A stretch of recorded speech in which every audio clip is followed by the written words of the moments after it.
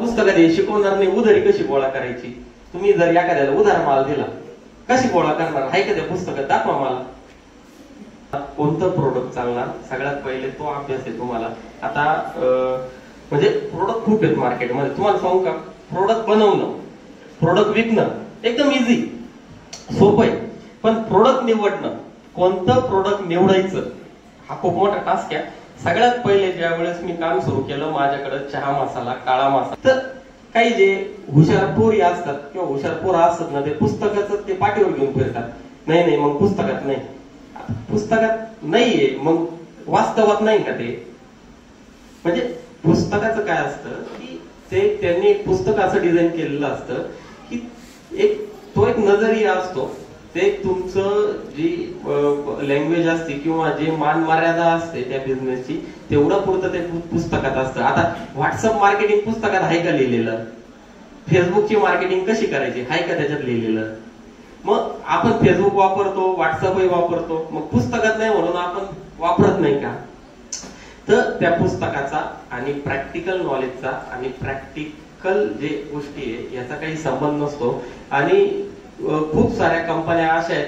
आता तुम्हाला सांगतो, तुम्ही जर थम्सअप बघितलं ना, थम्सअप हे सगळ्यात पहिले पार्लेचं प्रोडक्ट होतं.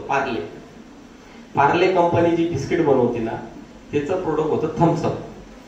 थम्सअप चालायला लागल्यामुळं त्या कोको कोलाने ते ऍक्वायर करून घेतलं की बाबा मला तू ते विक. जर तू नाही विकलं तर ते त्यांच्या काय भाषा असतात उद्योगातल्या ते वापरतात. मग ते ना इलाजाने पार्लेला ते विकावं लागलं. म्हणजे सांगायचं तात्पर्य असं आहे की जर तुम्ही एखादा मोठा ब्रँड झाला तर तुमच्यावर ह्या गोष्टी होतात. आणि आपल्याला प्रोडक्ट सगळ्यात पहिले ना प्रोडक्ट निवडायचं कोणत्या वातावरणाला. शेवभाजी मसाला, इन्स्टंट ढोकळा आणि असे मसाला पापड, असे कमीत कमी 22 प्रोडक्टची रेंज होती. जिरा, मोहरी, ववा. मग मला लक्षात आलं की एवढे प्रोडक्ट घेऊन मी पळू नाही शकत. आपल्या पाठीवर जेवढं आपण सुरुवातीला बरं, आज हल्दीराम किंवा पार्लेकडं 100 प्रोडक्ट आहे, त्यांची बरोबरी आज आपण करायची नाही. आपण बरोबरी काय करायची की आपण स्टार्टअप आहे हीच आपण बरोबरी करायची. आपण उदाहरण आपला एक प्रॉब्लेम काय होतो बरं का मॅडम, हे पोर आहेत ना रील वगैरे बघतात ना, त्यांना ते इलॉन मस्क आणि ते मार्क झुकरबर्ग म्हणजे आपल्या शेजारी जे मोटिवेशन आहे ते नाही घेणार. त्यांना ते फॉरेनचं आणि ते स्टीव्ह जॉब आणि ते अजून ते शेअर बाजारचे ते कोणते वयस्कर काका आहे ते वॉरेन बफेट. मग आपल्या आजूबाजूला आपला मित्र सुद्धा किंवा आपल्या मित्राचे हे मोटिवेशन सुद्धा खूप महत्वाचं आहे. आपण काय करतो, इतकं मोठं मोटिवेशन घेऊन टाकतो. हे मोटिवेशन वाले सुद्धा आहे ना हे सगळ्यात घातकी माणसं आहेत. असे काही स्वप्न दाखवतील ज्याची पूर्तता आपल्याकडून सहज होणार नाही आणि आपण डिप्रेशन मध्ये जातो. तर हे छोटे छोटे मोटिवेशन घ्या ना, छोट्या अचिव्हमेंट घ्या, ते सेलिब्रेट करा. लगेच त्या अंबानीचं उदाहरण घ्या. अंबानी 4थी पिढी चालू आहे, 3री पिढी चालू आहे. टाटा जर तुम्ही ग्रुप घेतला 3 वर्ष 150 वर्ष झाले टाटा ग्रुपला. मग हे आपण नाही एवढं लगेच या गोष्टी नाही करायच्या. असं मी म्हणत नाही की स्वप्न छोटे बघा मोठे बघू नका, पण स्वप्न बघण्यासाठी स्वप्न जरी तुम्ही मोठे बघितले ना, पण त्याची सुरुवात कुठल्याही स्वप्नाची सुरुवात ही छोटी असते.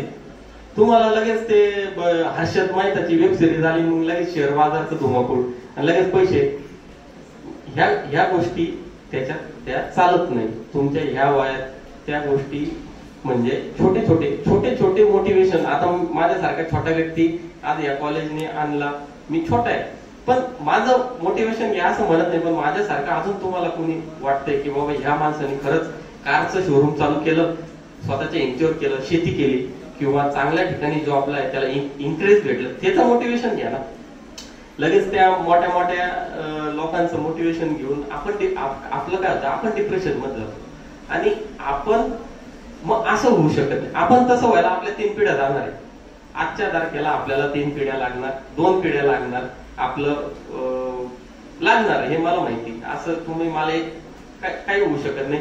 जे तुम्ही 3,000-5,000 करोडच्या कंपन्या बघताय ना, त्यांच्यावर 2,000 कोटीचे लोन पण आहे, कर्ज पण आहे.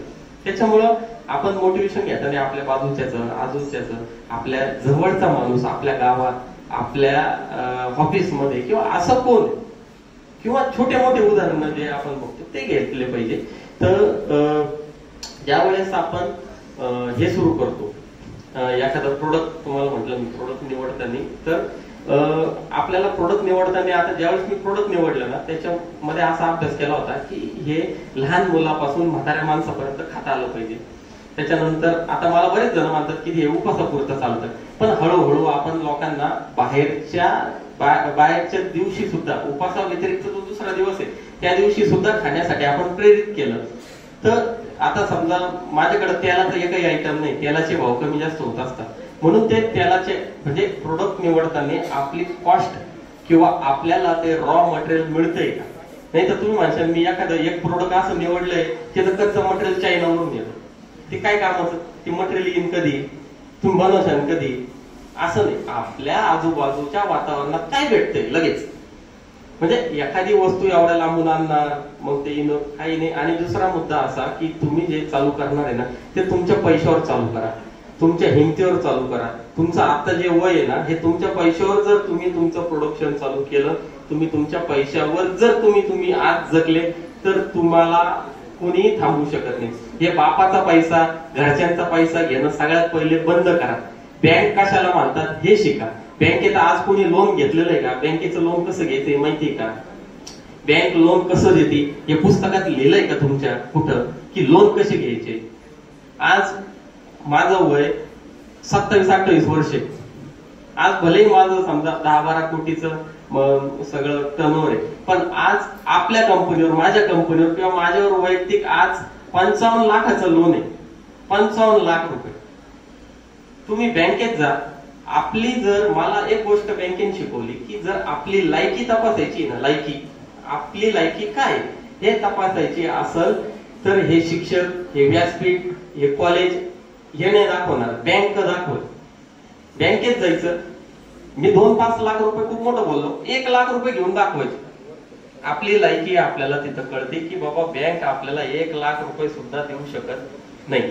तर मग बँक देईल कशी, इन्कम टॅक्स कशाला म्हणतात, फाईल कशाला म्हणतात, हे तुम्हाला कॉलेजमध्ये किंवा त्या पुस्तकात, त्या दायऱ्यामध्ये त्या गोष्टी नसतात.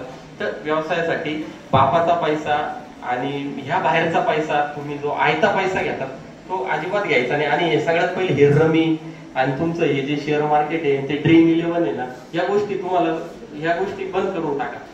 खेळत नसाल आधी चांगलं. तुम्हाला माहितीये का, आता मागच्या 8 दिवसापूर्वी मॅडम 350 करोड रुपयाचं मुंबईत घर घेतलं त्या ड्रीम इलेव्हनच्या मालकाने. 350 करोड रुपयाचा बंगला घेतला. तुम्ही जे 10 रुपये, 20 रुपये, 50 रुपये इन्व्हेस्ट करतात ना, तुमच्या वर्षावर त्यांनी 350 कोटीचा बंगला घेतला त्या ड्रीम इलेव्हनच्या मालकाने. आणि त्याला वाटतं का, त्याला मला मनापासून सांगा, त्या रमी ड्रीम इलेव्हन वाल्याला वाटत असेल का हे पोरं मोठे झाले पाहिजे, यांनी पैसे कमवले पाहिजे, त्याला वाटतं का अंतर्मनातून? वाटत, कशाला वाटत, काय तुम्ही काय त्याचे काय पाहुणे का. तर हे सगळा मार्केटिंग फंड आहे. हे जे तुम्ही जे सेलिब्रिटी बघतात ना, हे सुद्धा एकदम माझ्या हिशोबाने त्यांना 2 पैसे त्याच्यातून मिळतात, ऍडव्हर्टायझिंगचे पैसे मिळतात, म्हणून ते ह्या गोष्टींचं ब्रँडिंग करतात. हे मोबाईल आणि ते, आणि आता हे तुमचं वय आता हळूहळू काहीतरी गांभीर्य घेण्याचं आहे. आणि ह्या वयात मला माहितीये की तुमचं थोडंफार अफेअर आहे, हाय बाय आहे, बोलणं आहे, व्हॉट्सअप आहे, या गोष्टी होणार आहे या वयात. पण त्याला किती, मुलांना पण माझं सांगणं आहे की ह्या गोष्टी किती आपण गांभीर्यात घेतल्या पाहिजे आणि किती त्याच्यावर हे केलं पाहिजे, हे पण फार महत्वाचं आहे.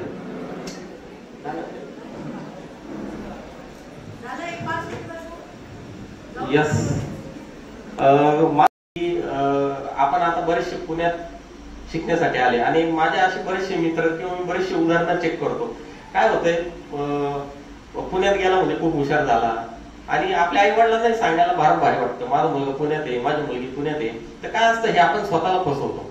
जर आपल्या मुलामध्ये ती स्किल आहे, आपल्या मुलीमध्ये ते टॅलेंट आहे आणि आपली मुलगी ते काम करू शकते, खरंच पुण्याचीच गरज आहे. पुण्यातच असं कोणतं काम आहे की जे फक्त हे पुणे मुंबईमध्येच भेटत आणि आम्हाला पुणे मुंबईतच पाठवायचंय, असं असेल तर जरूर या पुणे मुंबई सारख्या मोठ्या शहरात यावं, मोठ्या शहरात काम करावं, या स्पर्धेचा एक हिस्सा व्हावा. पण उगाच पाहुणे काय म्हणतील आणि आत्या काय म्हणतील, आणि माझी मैत्रीण पुण्यात गेली म्हणून पोरांनी पुण्यात जायचं, आणि मग आपल्या गावाकडं ते हॉटेल नाही, पब नाही, आणि ते काही अजून काय म्हणतो आपण ते तसे मोठ्या मोठ्या ऍक्टिव्हिटी नाही. मग पुण्यात मुलींना पण काय वाटतं की आता पुण्यात गेलं, मुंबईत गेलं म्हणजे आपल्याला बघायला कोण नाही, मग आपण एक घरातल्या जुने भांडे या वातावरणातून बाहेर पडतो आणि कुठंतरी पिक्चरला जाणे, एन्जॉय करणे, फिरणे या वयात जरूर केलं पाहिजे, तो मुद्दा नाही. पण ह्या गोष्टीसाठी जर तुम्ही पुण्यात येताय तर तुम्ही आपल्या आई वडिलांना फसवताय, तुम्ही स्वतःला फसवताय. एक दिवस याचा पश्चाताप तुम्हाला होणार आहे. आई वडील काय त्यांनी त्यांच्या पुरतं कमवलेलं आहे, ते निघून जाणार. एक ना एक दिवस याचा पश्चाताप आपल्याला होणार आहे की आपण इथं मोठ्या शहरात येऊन करतो काय जातो काय. तर आता मी माझ्या छोट्याशा याला सुरुवात करतो की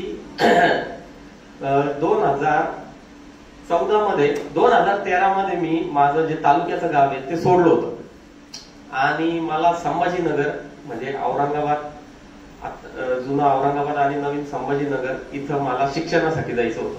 आता आमच्या आई पण इथं समोर आहे, ते पण साक्षीदार आहे, मी असं केलं होतं काय नव्हतं केलं तेही सांगते. तर ज्या वेळेस मी ते, आणि मला शिक्षण कोणतं घ्यायचं होतं, ड्रॉइंग, पेंटिंग, चित्रकला याच्यात मला आवड होती. बरं, आता ड्रॉइंग पेंटिंग मध्ये आवड होती म्हणजे मी खूप मोठा आर्टिस्ट होतो असं काही नाही. मला ते विज्ञान आणि ते गणित आणि ते इकॉनॉमिक्स आणि ते अकाउंट माझ्या ते डोक्याच्या बाहेर निघून जायचं तो विषय. म्हणून मी शॉर्टकट निवडला की बाबा एखादी शॉर्टकट फील्ड बघू आणि आपण आपल्या याला निघू, कारण मला ते इंग्लिश समजत नाही आणि ते इकॉनॉमिक्स आणि ते 11वी पासून मी बीकॉमच्या विद्यार्थ्यांपर्यंत विचारलं तर ते 11वी पासून तर बीकॉम पर्यंत तेच त्या पुस्तकात घाऊक व्यापारी, किरकोळ व्यापारी आणि ते उत्पादन, आणि ते म्हटलं अरे 11वी पासून बीकॉम एम.कॉम ला बी तेच, म्हणजे ते सूत्रच तयार केलं. ते ठीक आहे, ते सूत्र महत्वाचं आहे, पण ते विषयांतर त्याचं चेंजेस नाही. म्हटलं आता मला बोर व्हायला लागलं. त्याच्यानंतर ते अकाउंट, ते आकडे मोड, म्हटलं आपल्या चित्रकला, पेंटिंग, थोडंफार मला कलेची आवड होती, त्या धोरणाने मी त्या क्षेत्रात पाऊल टाकलं. आणि मी संभाजीनगर मध्ये मला शिक्षण घ्यायचं होतं. मग घरचे म्हणे तू कस काय एवढा जाशील आणि तुला कस काय समजन. माझं वय त्यावेळेस 16-17 असत. मग ते म्हणे नाही, आमचे पप्पा थोडे कडक, ते म्हणे नाही तुला काय गाव सोडून जायचं नाही पुढं. मग गल्लीमध्ये सहज, आणि मी ते पिक्चर वगैरे बघायचो टीव्ही मध्ये, ते जरा मोटिवेशन मला त्या पिक्चरचं होतं. तर मित्रांना विचारलं, म्हटलं आता हे जर औरंगाबाद हे जे शहर आहे, आता मला औरंगाबाद शहर माहित नाही, मुंबई माहित नाही, पुणे माहित नाही, काहीच माहित. मी ब्लँक, कारण 12वी झाली. त्याच्यात 12वी पर्यंत आपण कम्फर्ट झोन मध्ये असतो. आपले वडील, आपली आई, आपले घरचे आपल्याला पैसे पुरवतात, पैशाची कणकण आपल्याला माहित नसते. तर त्यावेळेस त्यांनी ते नाही म्हटले, मला विरोध केला. मग मी ते मित्र असतात 2-4 आपल्या गल्लीतले, त्यांना म्हटलं अरे मग हे औरंगाबाद पेक्षा मोठं शहर कोणतं आहे अख्ख्या महाराष्ट्रात? ते म्हणजे मुंबई. म्हटलं मग मी तर ते टीव्ही पिक्चर मध्ये नाव ऐकलेलं, म्हटलं आता मुंबईला जाऊ आपण. घरच्यांना सांगितलं, बॅग भरली, म्हटलं मी चाललो मित्राकडे. काहीतरी खोटं नाटक उत्तर दिलं, पण त्यांना बाहेरून आपल्या घरातले जे आई वडील असतात हे इनसाइडर इन्फॉर्मेशन भारी काढतात.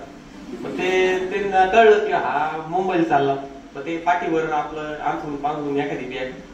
त्यावेळेस काय झालं, मुंबई मला माहित नव्हती. त्यावेळेस मी दादर स्टेशनला एक 15 दिवस तिथंच झोपायचो, तिथंच राहायचो, जॉब शोधत होतो. आणि मुंबईला काय जायचं होतं, तिथं जे स्कूल ऑफ आर्ट आहे, ड्रॉइंग पेंटिंगचं मोठं कॉलेज आहे. तर त्या सगळ्यात पहिले त्या कॉलेजला गेलो, ते कॉलेज बघितलं, तिथं भेट घेतली.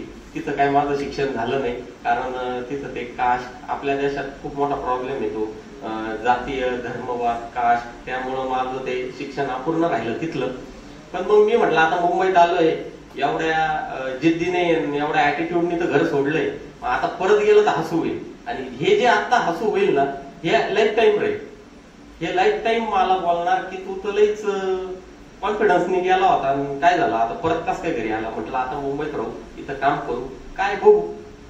मग त्यावेळेस बेस्ट बसेस चालतात मुंबईमध्ये, ज्या आपल्या ह्या बस असतात सिटी बसेस, त्या सिटी बस असतात.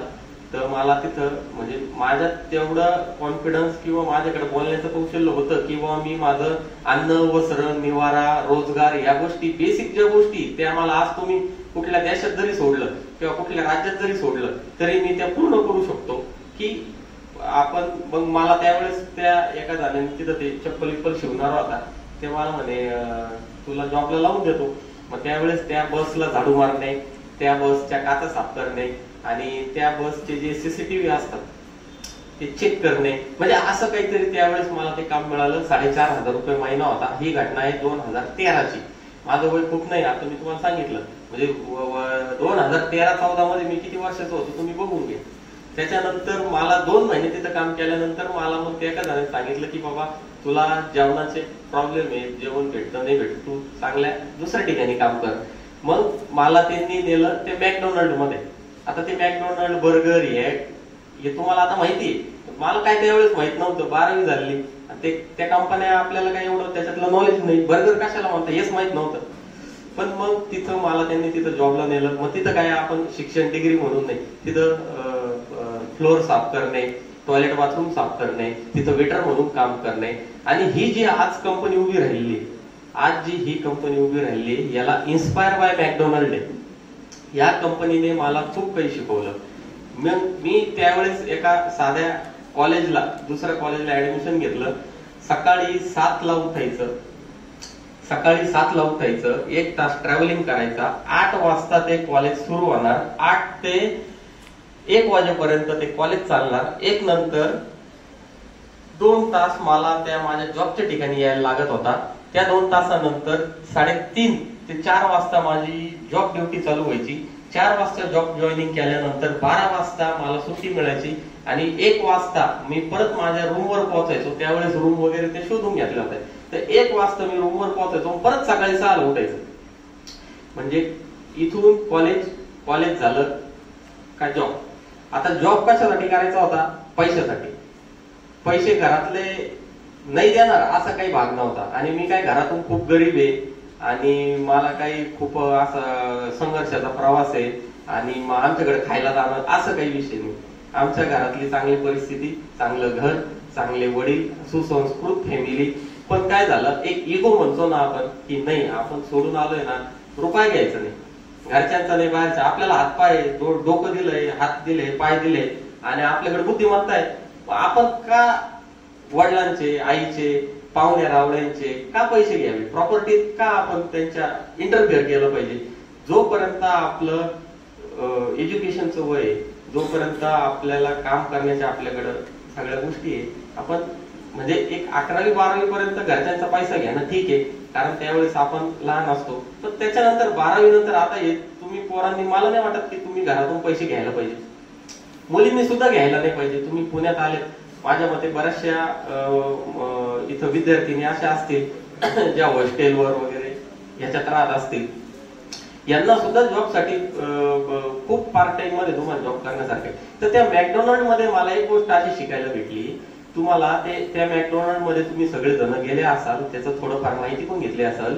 पण ज्या वेळेस मी तिथं जॉब म्हणून लागलो, त्यांची जी प्रोसेस आहे, त्यांची काम करण्याची पद्धत आहे, त्यांचं जे सगळ्या त्यांच्या ज्या बारीक सारीक गोष्टी आहे, म्हणजे त्यांचं ते म्हणजे हात धुण्यासाठी, आम्हाला हात धुण्यासाठी त्यांनी टेम्परेचर सेट केलेलं आहे की याच टेम्परेचर मध्ये, या कोमट पाण्यात हात धुवायचे तरच तुमचे किटाणू मरतात.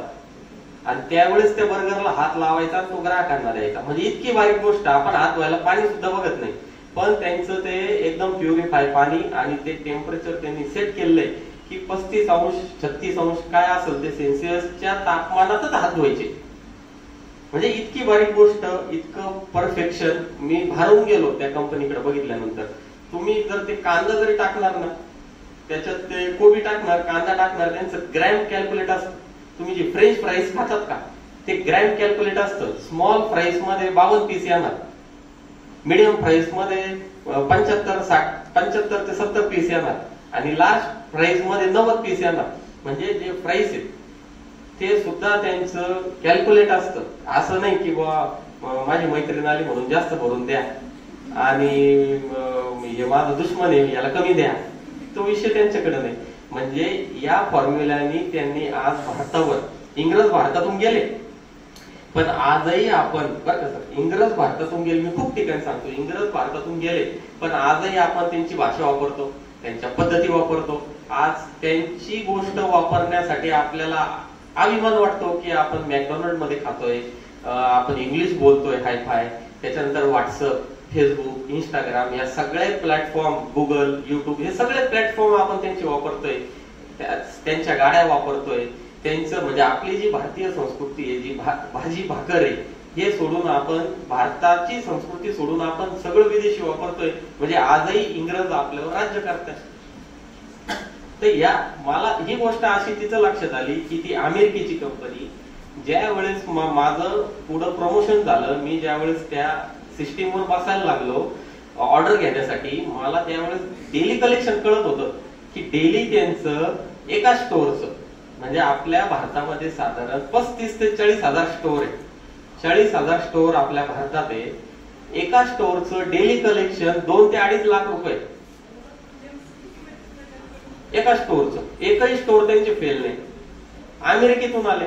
आणि आपल्याला जर म्हटलं की कंपनी किंवा एखादा उद्योग आपल्याला आपल्या चौकात सुरू करायचा आहे, तर आपल्याला असं काही आता वेगळ्या भाषेचा वापर मी नाही करू शकत, पण आपल्याला एवढी भीती वाटते अशी, कसं करू आणि कोण काय म्हणून.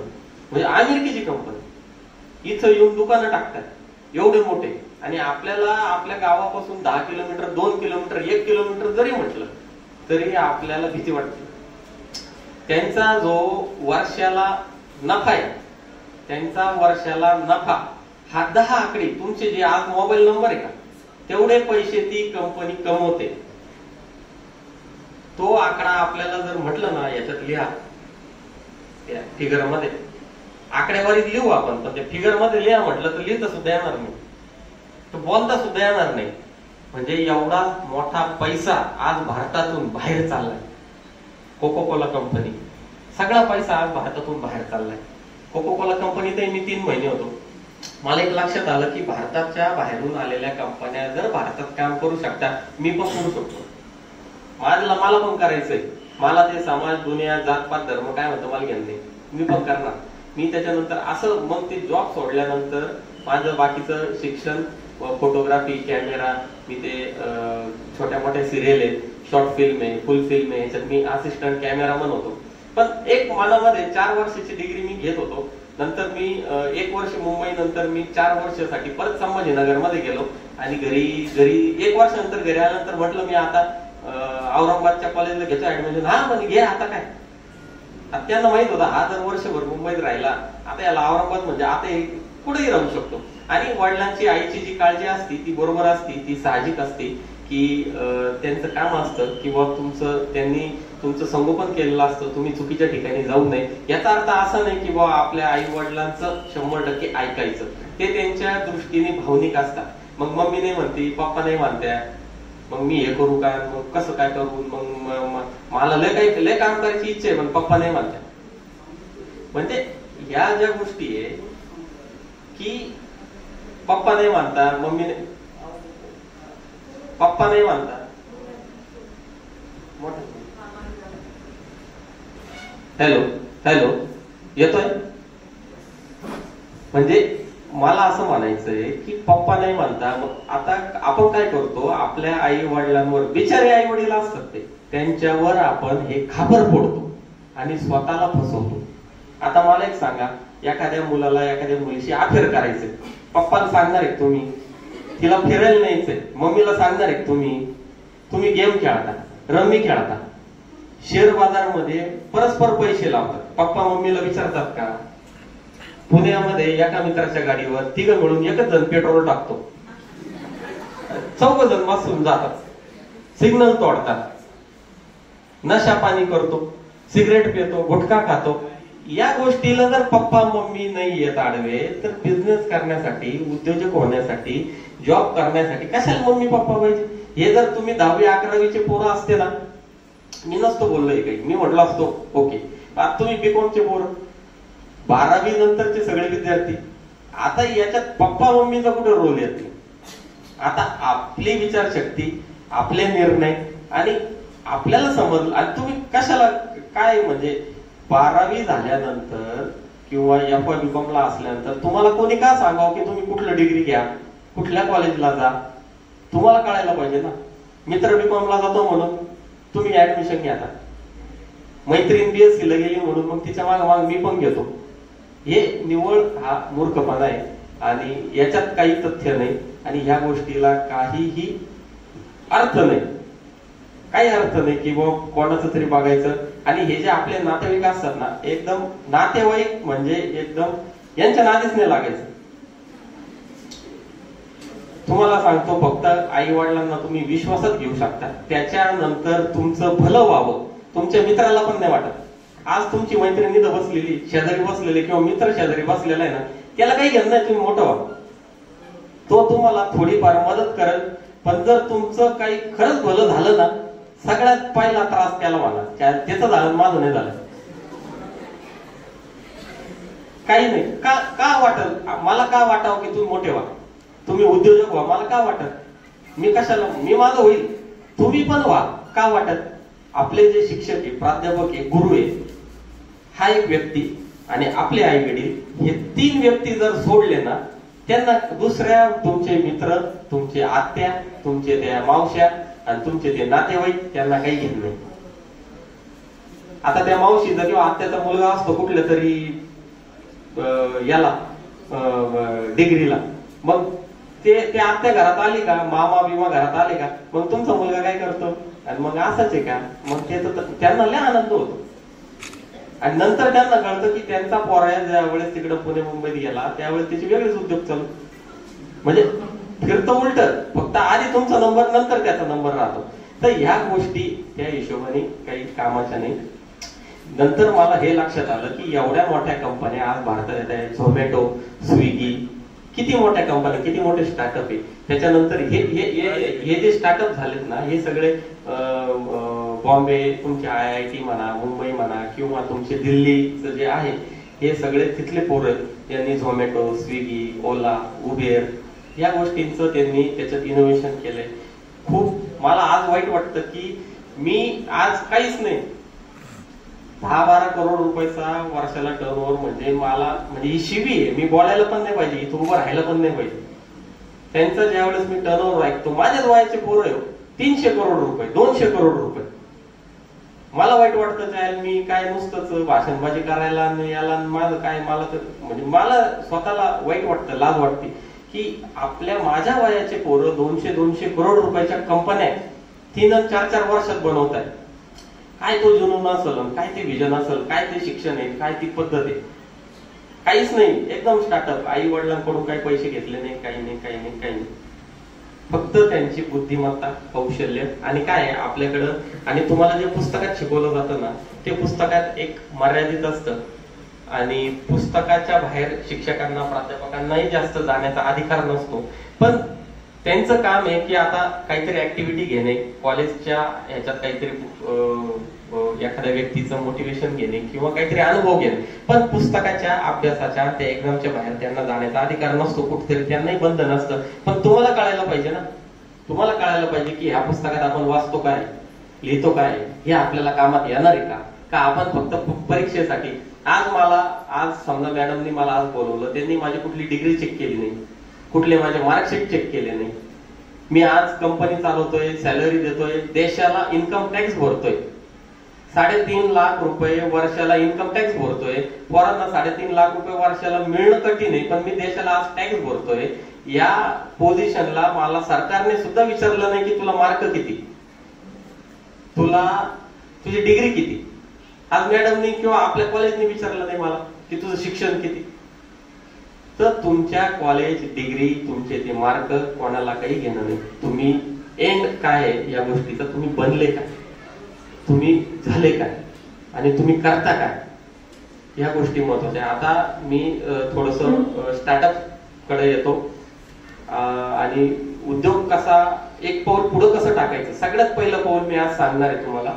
सगळ्यात जे पहिलं पाऊल आहे बिझनेस करण्यासाठीचं, जे पहिलं पाऊल आहे, तिची सुरुवात अशी आहे की बिझनेस म्हणा किंवा जॉब म्हणा. आता जॉब करताना पण आहे ना, जॉब करताना आपण कोणत्या कंपनीत काम करतोय हे तपासलं पाहिजे. थोडक्यात त्या कंपनीची लायकी तपासायची की बाबा ह्या कंपनीवर कर्ज आहे, ह्याच कंपनीचे खायचे वांदे, ही कंपनी इंटरनेटचं बिल भरत नाही लवकर, आणि या कंपनीत आपण जॉब करावा का, ही कंपनी कधी मोठी होईल मग आपण कधी मोठे होऊ.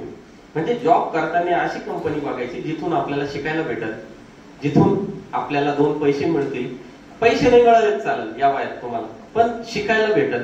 ज्या कंपनीत आपल्याला फक्त आळशी काम आहे, फॅन खाली एसीत काम आहे, जाऊ नका ना त्या कंपनीत. काहीतरी तुमच्या ब्रेनला जर त्या कंपनीत चालना मिळत असली, शिकायला मिळत असलं, तर तुम्ही त्या कंपनीत जॉब करून अनुभव घेऊ शकता. आता हे काय होतं, पोरपोरी काय बघतात, काहीच नाही, मला काही जॉब मध्ये काहीच नाही, मला 2 तासच काम फक्त, असं बोलतात तरुण पोर. फक्त 2 तासच काम आहे. अहो, हे जे 2 तासाचं काम आहे, तुम्ही त्या कंपनीला नाही फसवते, तुम्ही स्वतःला फसवताय. तुम्ही इनोव्हेट काय करणार आहे? तुम्ही फक्त पगारासाठी चालले का? तुम्ही फक्त पगार घेणार का? मग एक दिवस ती कंपनी मोठी होईल, ती कंपनी पैसे छापून घेईल, तुमच्याकडे स्किल राहणार नाही. आणि ज्या वेळेस त्या कंपनीला स्किलवाला लेबर भेटल, स्किलवाला वर्कर भेटल ना, तुमचा पत्ता कट. कशाला? कोण नोकरी द्यायला रिकाम आहे तुम्हाला? तुम्हाला 40-50 हजार रुपये कोण देईल? तुमच्याकडे तेवढं स्किल आहे का हे तपासा ना, स्वतःला तपासा की माझी बुद्धी तेवढी आहे का. माझ्याकडं, मला जर ही कंपनी 50 हजार देते आणि माझ्याकडे बुद्धी 10 हजाराची, तरी तिथं काम करू नका.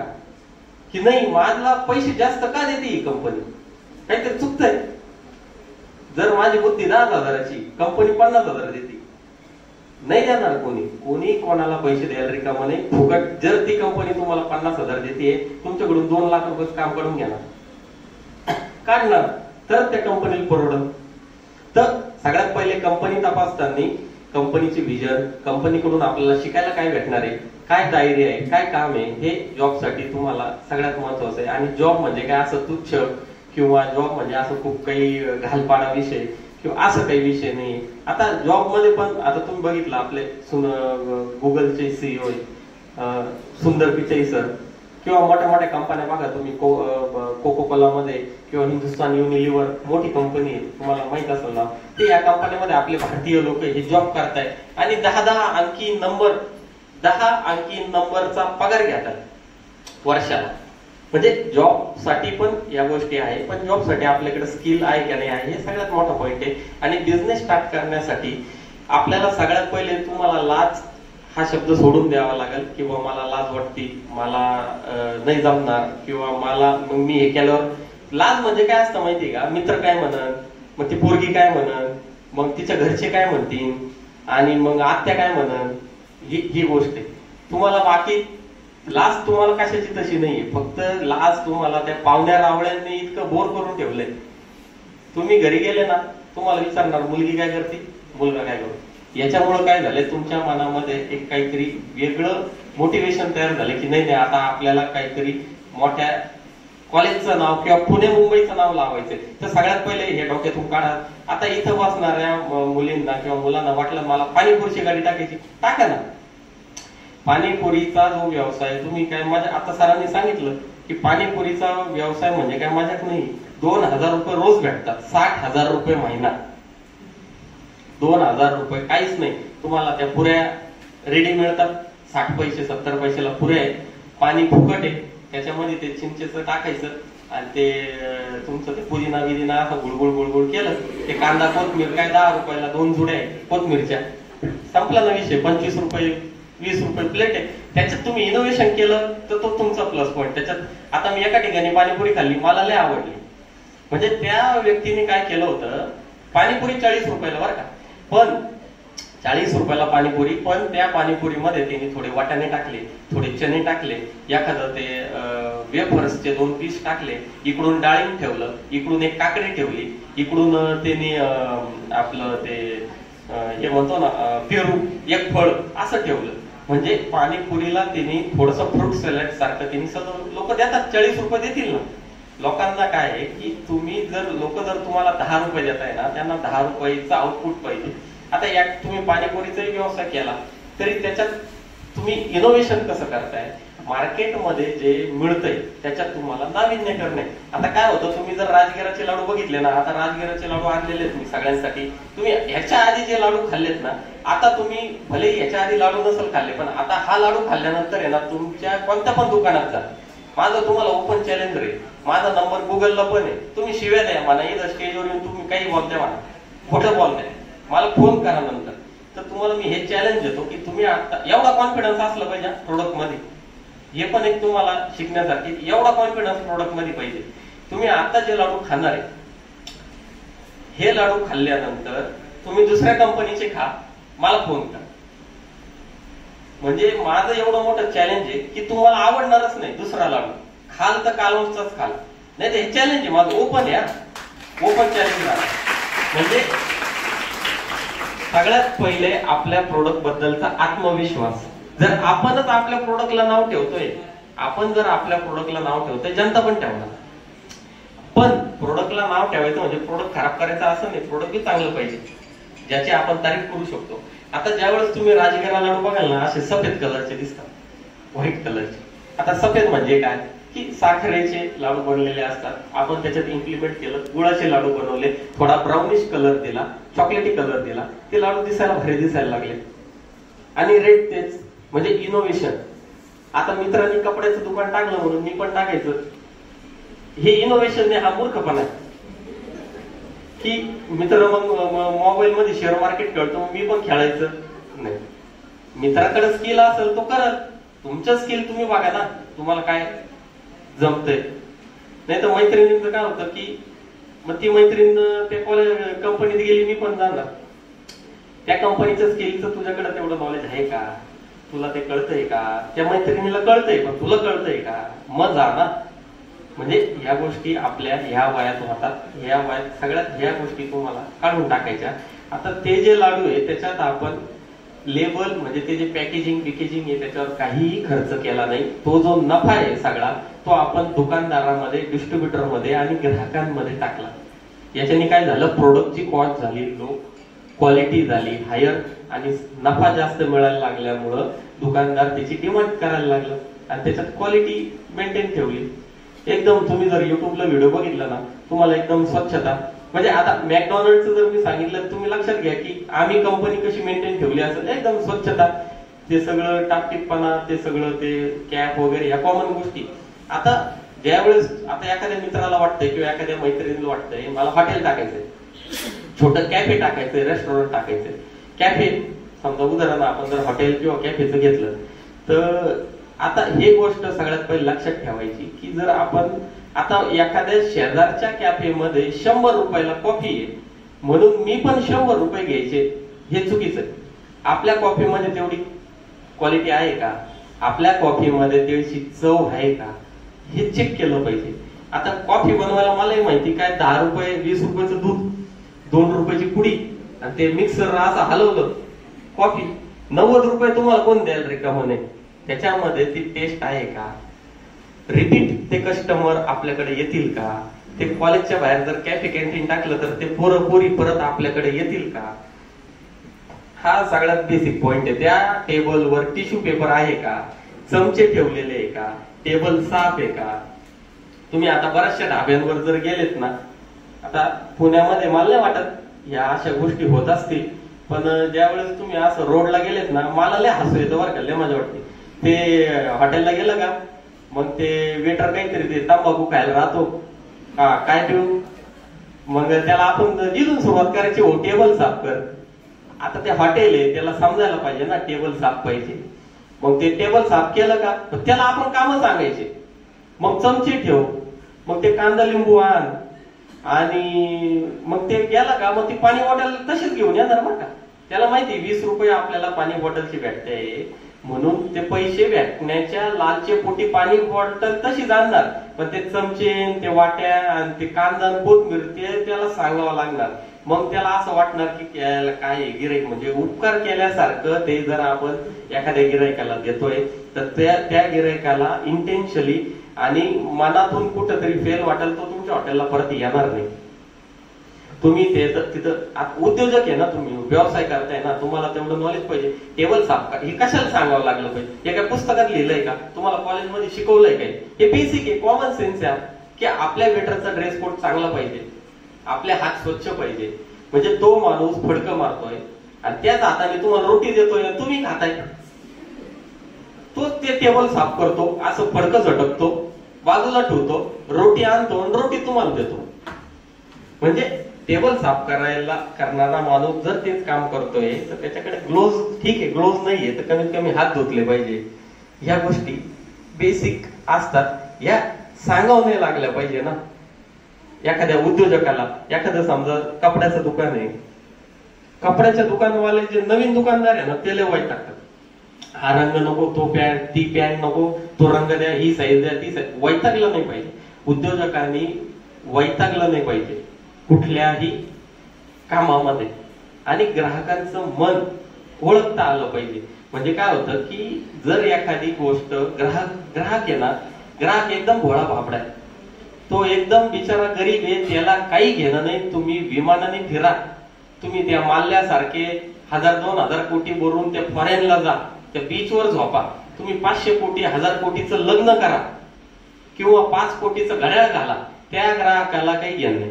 त्या ग्राहकाला एकच गोष्ट कळते बिझनेस मध्ये, तुम्हाला हेच एक वाक्य लक्षात ठेवण्यासारखं, लिहून घेण्यासारखं. त्या ग्राहकाला एकच गोष्ट कळते की बाबा मी 10 रुपये दिलेले आहे, मला 10 रुपयाचं काय भेटलं, दॅट्स ऑल. तुम्ही मग विमानात फिरा किंवा मग ते सेलिब्रिटी संघ अफेअर करा, त्याला काही घेणं. मी 10 रुपये दिले, मला 10 रुपयाचं आउटपुट दे.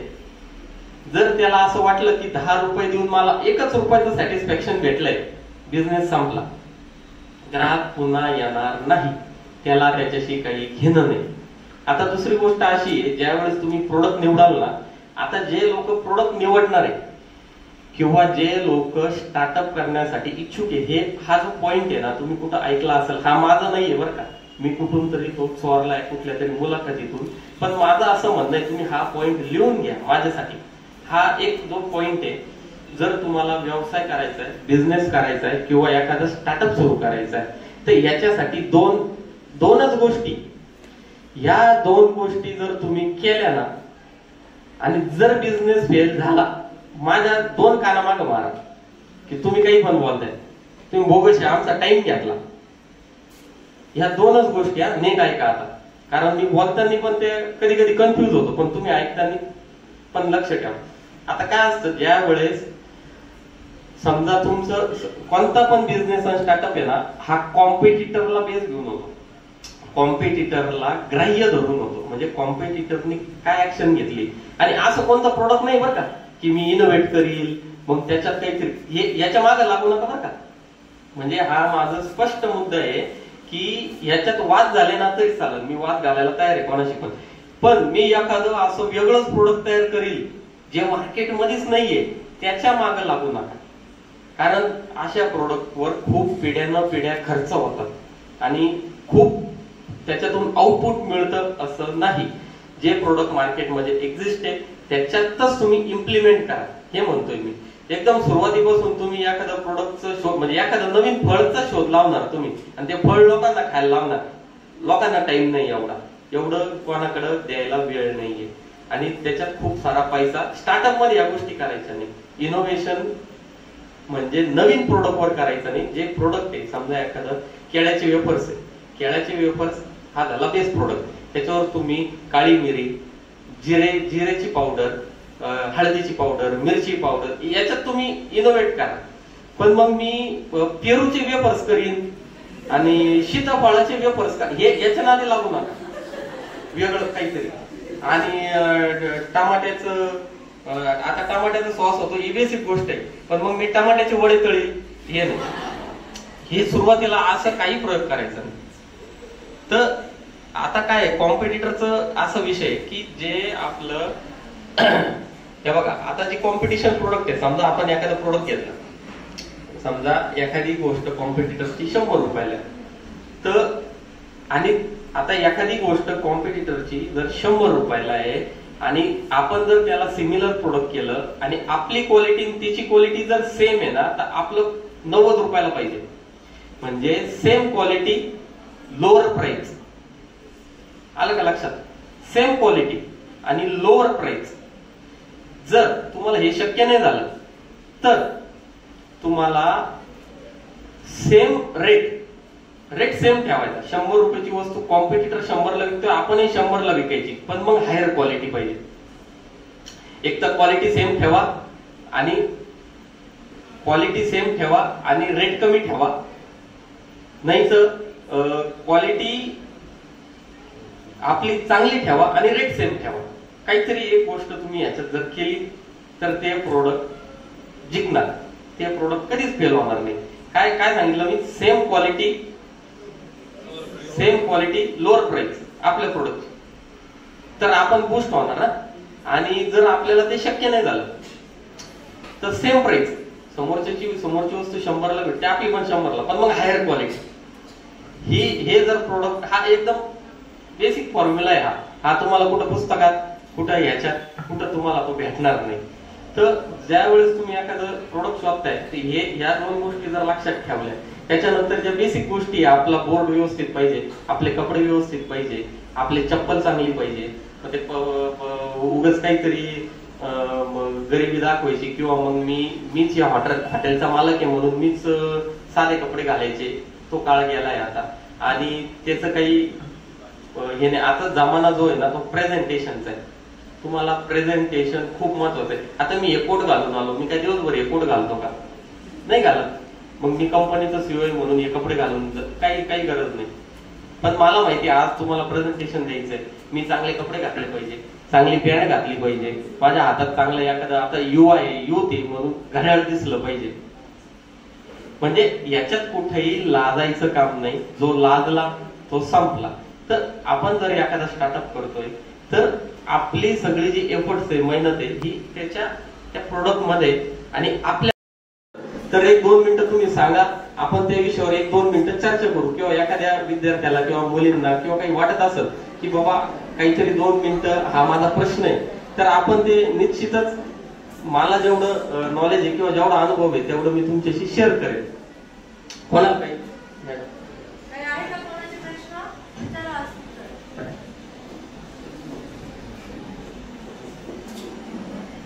मोकळं बोला, काही घाबरायचं नाही, कोणी काही म्हणणार नाही.